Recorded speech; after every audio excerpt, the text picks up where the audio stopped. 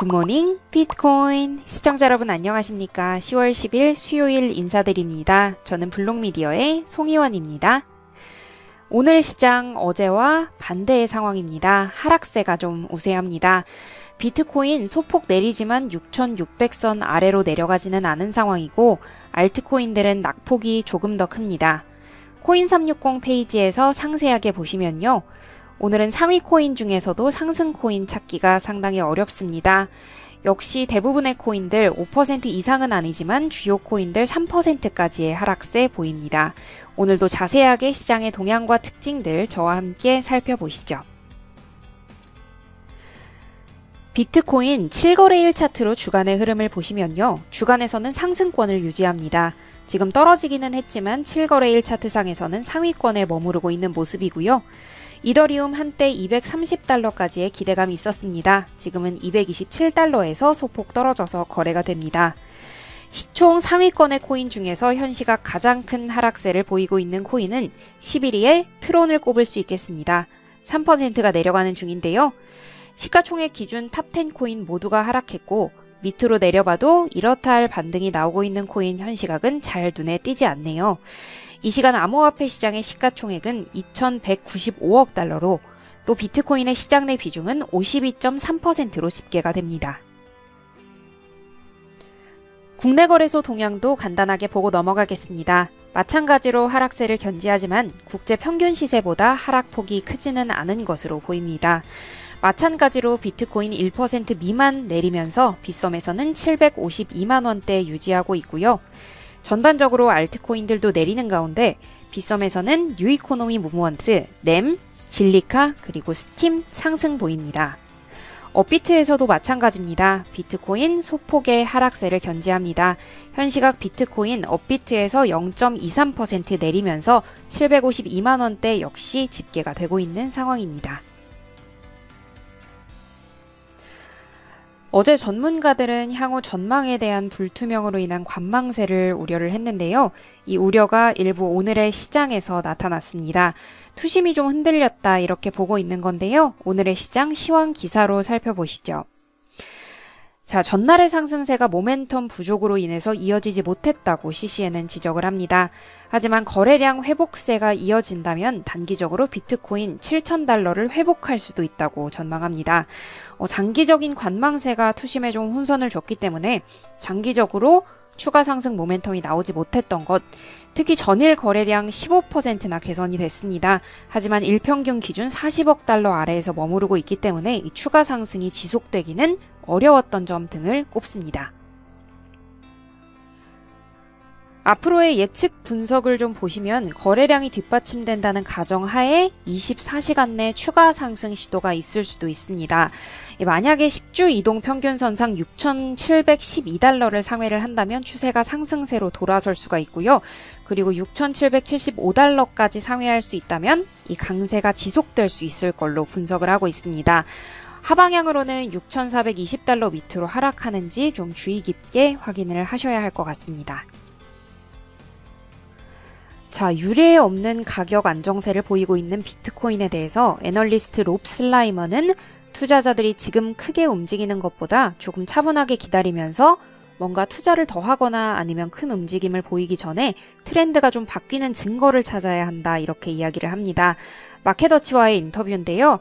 자세하게 보시면 비트코인 현재 6,300달러에서 6,800달러 사이에서 움직이고 있고 그 움직임의 폭이 최근 더욱더 좁아지면서 지금은 6,480달러 그리고 6,650달러 사이에서 움직이고 있죠. 여기에 대해서 롭슬라이머는 9월의 움직임 회복할 수 있는지를 주요 포인트로 보라고 조언을 했고요. 또 블룸버그의 전략가 마이크 맥글로는 성숙하고 있는 마켓에서 투자자들이 많아질수록 더 많은 방식의 거래가 늘어나고 안정세를 찾고 있는 중이다 이렇게 현재의 상황 진단했습니다. 참고를 해보시면 좋겠습니다. 자, 여기까지 오늘의 시장 내 움직임에 대한 분석 보셨고요. 오늘 상위권에 랭크된 뉴스도 한번 보시죠.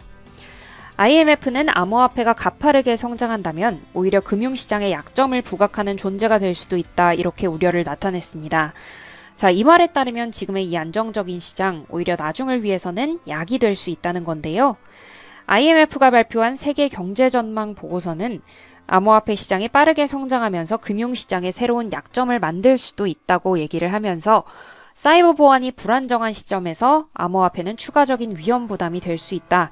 이 대비를 위해서는 규제할 수 있는 기관 하에 암호화폐가 움직여야 한다라는 언급까지 보고서에서 나왔습니다. 세계 최대 암호화폐 거래소 중 하나죠. 바이낸스는 암호화폐의 상장 수수료를 전액 자선단체에 기부하겠다고 발표를 했는데요. 이 발표가 가지고 올 결과들 주목해서 보시면 좋겠습니다.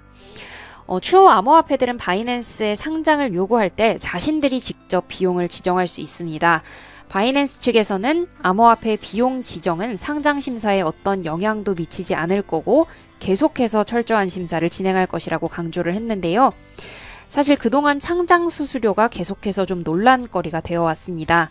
암호화폐 거래소들은 최대 300만 달러에 달하는 상장 수수료를 요구했다고 알려져 있고 또 비난을 받았는데 바이낸스의 결정으로 이에 대한 비난을 좀 잠재울 수 있을 것으로 확인이 됩니다.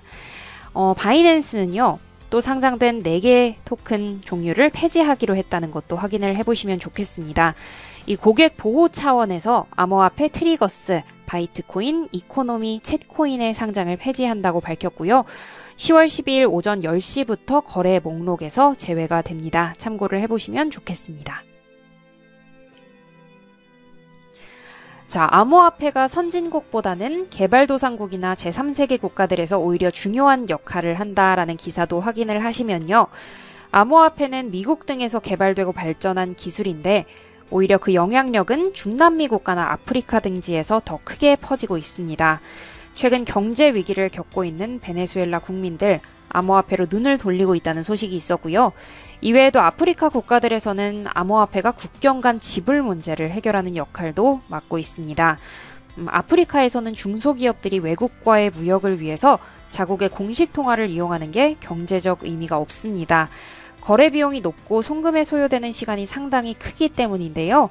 이렇게 무역이 어려운 아프리카에서 비트코인을 이용하면 3% 미만의 수수료와 송금에 몇 시간밖에 걸리지 않기 때문에 비트코인이 대안책으로 떠올랐다고 합니다.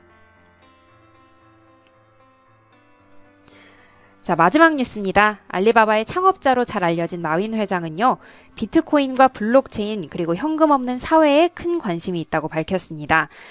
최근 한 연설에서 블록체인 기술은 모두가 평등하고 또 필요한 돈을 벌 수 있는 사회를 가능하게 할 것, 이렇게 자신의 의견을 주장을 했고요. 하지만 합의된 통화로서 비트코인의 가치에 대해서는 아직 결정되지 않았다고 얘기를 하면서 비트코인이 사회에 가져올 수 있는 기술 자체는 정말 강력하다고 전했습니다. 좀 흥미롭게 보실 수 있는 의견까지 전달드렸습니다. 마지막으로 1시간 동안의 동향도 확인해 보겠습니다. 24시간 동안 밀려났던 코인들 이제 좀 자리를 잡아가는 모습이 보입니다. 상승으로 올라가는 코인들도 보이고요. 또 소폭이지만 알트코인들에서는 하락폭이 낮아졌습니다. 오늘 앞으로의 동향 예측에 참고를 좀 해보시면 좋을 것 같습니다. 오늘 제가 준비한 방송은 여기까지고요. 내일은 박스권에서 벗어나서 시원하게 상승하는 시장 기대해 보면서 오늘은 여기서 인사드리겠습니다. 시청 감사합니다.